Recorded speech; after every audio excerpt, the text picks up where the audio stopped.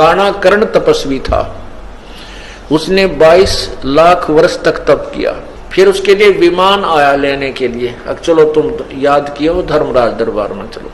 उसको इतना अभिमान हो गया था कि मेरे जैसा जाजुल तप किसी ने नहीं किया होगा। रास्ते में एक पत्थर पर शिला थी, एक पत्थर का बहुत बड़ी पत्थर था और उसके चारों तरफ उन पार्षदों ने कहा, जो उसको लेने आए थे वो दूतों ने कहा कि तपस्वी जी आप इस परशिला के चारों तरफ एक परिक्रमा देकर आओ, ये नियम है।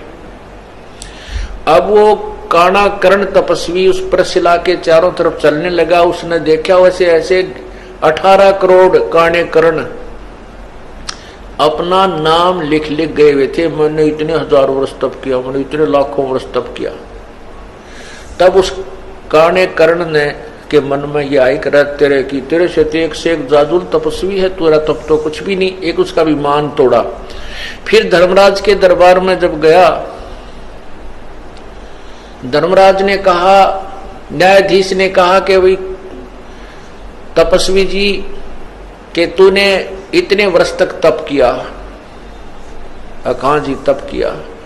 कहने लगे कि अब और इतने वर्ष तक राज्य किया। तो कहने लगा धर्मराज के मैं न्याय करूं या रहम करूं, अदल करूं, अदल माने न्याय, अदल करूं या फजल करूं, फजल माने रहम। अब देखो बुद्धि भ्रष्ट होती है इंसान की। अब क्या मन में आता है उस तपस्वी के कि ये रहम क्यों कराऊं इससे, मैंने ही तप किया और मैंने ही राज्य प्राप्त किया, अब ये इसमें रहम की क्या आवश्यकता पड़ेगी। कहने लगा न्याय कर, अदल करो। वो कहता है कि मैंने 22 लाख वर्ष तप किया, इतने वर्ष राज्य किया, तो इसमें रहम की क्या आवश्यकता है, आप न्याय करो। तब धर्मराज ने कहा कि जिस टुकड़ी पत्थर की टुकड़ी के ऊपर बैठकर, जिस पत्थर की शिला पर बैठकर तूने तप किया था वो किसकी थी, तेरी थी या मेरी थी, बता। अब वो ये कहे कि मेरी थी तो धर्मराज कहता कि लाया क्यों नहीं, फिर उसने अपनी साथ में तेरी थी तो। तब उसने कहा वो तो महाराज आपकी थी, तो भाई मेरी उस टुकड़ी का अब तू किराया दे मुझे। उस टुकड़ी को 22 लाख वर्ष तक अपने सिर पर रख, तब न्याय होगा। तब कहता है रहम करो, अब रहम करो। ने बोला रहम करो तो मैंने अपने सिर पर रखनी पड़ेगी भाई, यह गलती मैं नहीं कर सकता।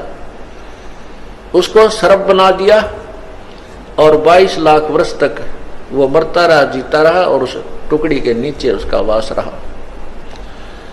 तो पुण्यात्माओं, ये तत्व ज्ञान हमें प्राप्त नहीं हुआ था।